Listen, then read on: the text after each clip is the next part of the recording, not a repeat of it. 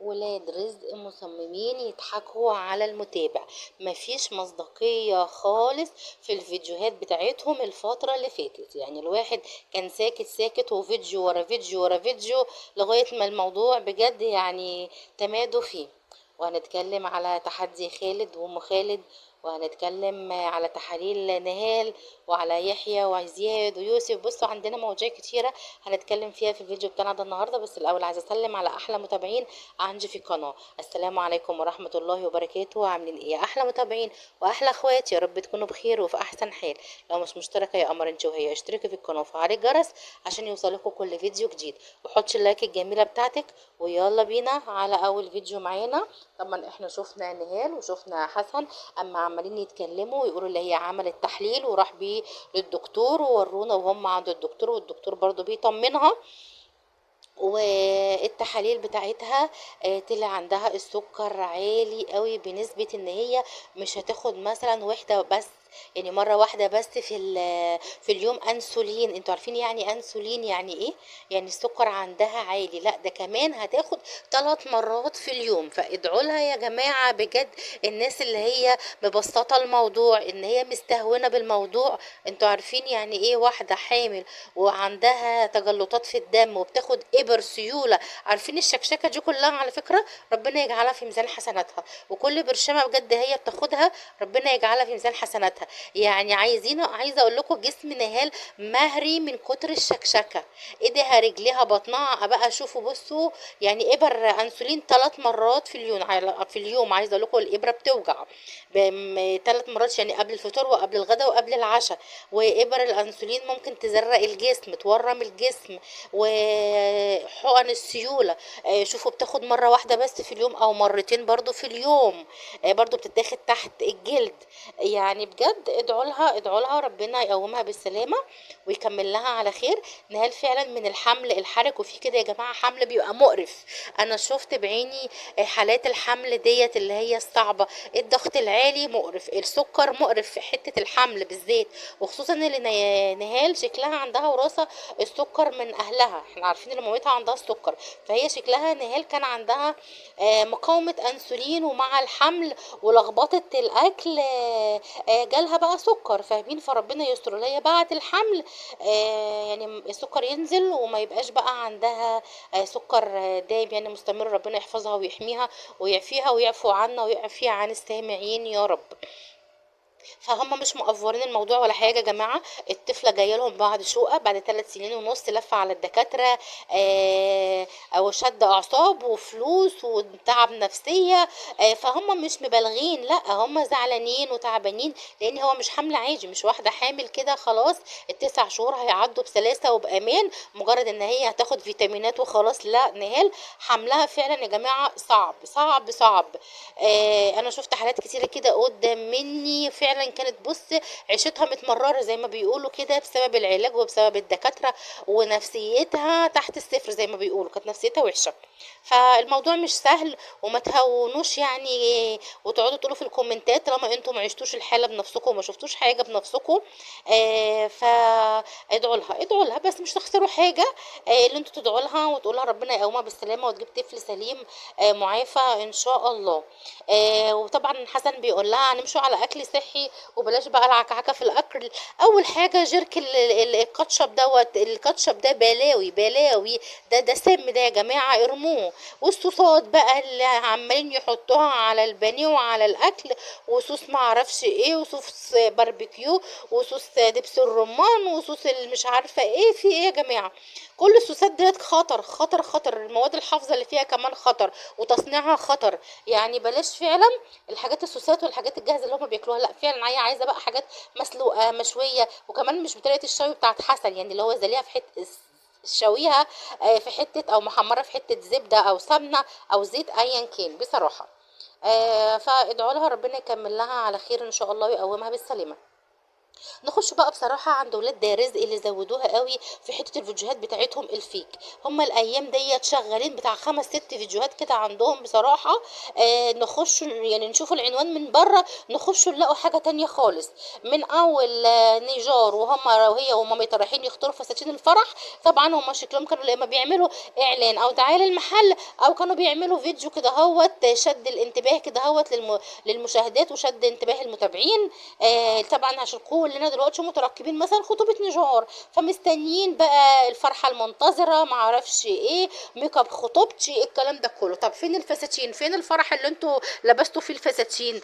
مفيش فساتين وما في اتجابت ومفيش فرح اتروح. يبقى معنى كده كان بس بياخدوا اللقطة بتاعت الفيديو. يعني والله الواحد ما كانش عايز يهاجمهم وساكت، بس هم اللي اضطرونا اللي احنا نتكلم بعد منها. ميك اب يوم فرحي او يوم خطوبتي، اللي هي قاعده بتلغوص كده وشها قدام المرايه، وان هي بتجرب الميك اب وتوريه لهم وما اعرفش ايه وكده. ادي تاني كدبه. تالت كدبه، هنشتروا مكنه او موتوسيكل او فيسبا او على حسب ما انتم ما بتسموها. دخلنا نشوفه برضو صوروا كده في محل شكله اعلان، ولا برضو رايحين ياخدوا اللقطه محمد وعمار وما اشتروش مكنه او موتوسيكل. بعد منها العربيه، هنشتروا سياره احلامنا او عربيه احلامنا. دخلنا نشوف قلنا ربنا هيكرمهم بعربيه، رحنا برضو شكله دوت كان اعلان او بياخدوا اللقطه برضو كده في المحل. يعني ولا اشتروا عربيه ولا اي حاجه. بصوا بقى قد ايه بقى كده فيديوهات فيك. يعني فيديوهات بقى العنوان ملهوش علاقه بالفيديو خالص. برضو ابسطها مش عارفه النهارده ولا امبارح على حسب بقى ما انتوا هتشوفوا الفيديو.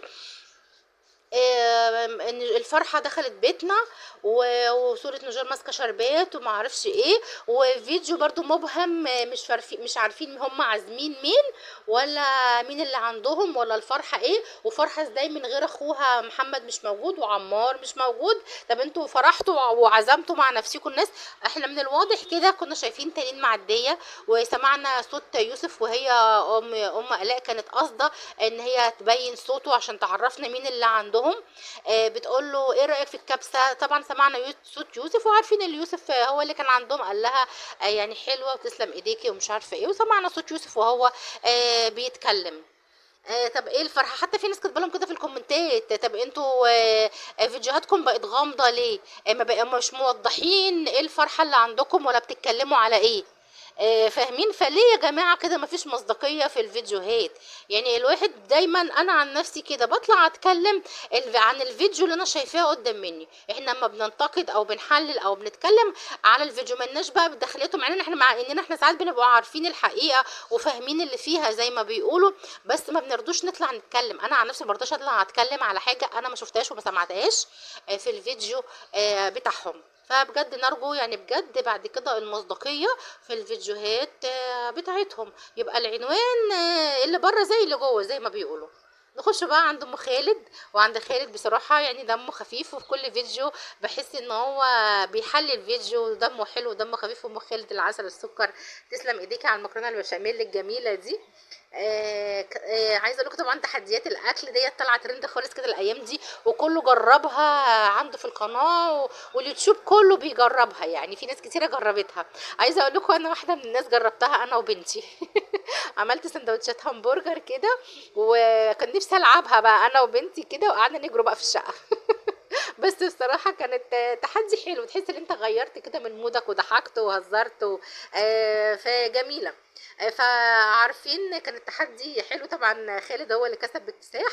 احنا طبعا عايزين بقى مرة محمد وعبد الله. بس عارفين بقى يفضلهم مكان كده في الشقه ان هم يجروا فيه، ما يبقوش قاعدين مثلا زي ام خالد وخالد واكلوا وهم قاعدين. لا يعني اللي هي طوبه ورقه حجره مقص ولا مش عارفه بيقولها ايه دي. كده، ويحط لهم الاكل على الترابيزه، ومحمد وعبد الله يجروا بقى يجروا. فاهمين؟ كل واحد ياخد قطمه قبل ما التاني يروح ويجي مش عارفه ايه. جميله جميله حلوه بجد. يعني التحديات ديت مش وحشه. نخش برضو عند زياد، اللي هو مش عارفه ليه مأهمل خالص القناه بتاعه مامته، وكل فيديو دلوقتي بيصوره بيبقى في كواليس زياد واخواته، كواليس دي القناه بتاعته خلاص. يعني انت عشان مثلا نيره تعبانه ما بتصورش معاك فيديوهات، انت ما تعملش فيديو؟ او انت فين اصلا من الفيديوهات؟ انت موجود فين؟ يعني هو يا جماعه زياد بيشتغل الايام دي ولا فين؟ مختفي ليه ولا مشغول بايه منعه ان هو يعمل فيديوهات مع اخواته؟ سيب نيره في حالها، نيره تعبانه، مع ان هي الحمد لله اتحسنت وبقت احسن، بس ممكن لسه مش تظهر دلوقتي. عندك يوسف وعندك رميس، ما بتشغلهمش؟ ما تعملش فيديو ليه؟ اعمل تحدي كده انت واخواتك، اعمل طبخ كده ونزلها على القناه بتاعتكو. انت شغال قناتك بس كده اللي هي بتاعتك انت، ويا ريتك برضو بتنزل عليها على طول، ده انت كل فين وفين بتنزل عليها فيديو. طب احنا القناه الكبيره يا جماعه ده ديت رزق اخواتك زي ما بيقولوا، اللي بتصرف على اخواتك وعلى نيره وعلى يوسف وعلى رميس والكلام ده كله. ماشي القناه الكبيره اللي انت، القناه الصغيره اللي انت عاملها علشان خاطر انت مثلا تبقى شخصيه ليك انت، بعد كده بقى انت وزوجتك المستقبليه، او انت بقى تخطب منها وتتجوز منها والكلام ده كله. بس برضو ما تنساش خواتك. يعني ساعات الواحد بقى ما بيتلهى في ظروف ما كده، بيتلهى وبينسى اخواته خالص. انت فين دلوقتي؟ انت موجود في اجازه الصيف اهو، يعني المدارس خلصت والامتحانات خلصت والنتيجة خلصت وكل حاجة زي ما بيقولوا كده اهوت.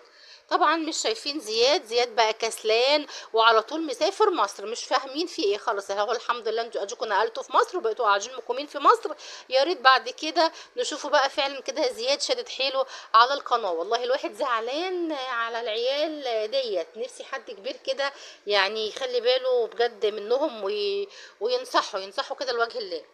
نيجي برضو للدكتور يحيى بقى، اللي هو يوسف برضو بيعملوا كده هو تحديات في المطبخ. هو على طول يحيى هو ويوسف تحس ان هما ايه مندمجين كده مع بعض، الكيمياء بتاعتهم ايه متوفقة زي ما بيقولوا، راكبة على بعضيها الكيمياء بتاعتهم.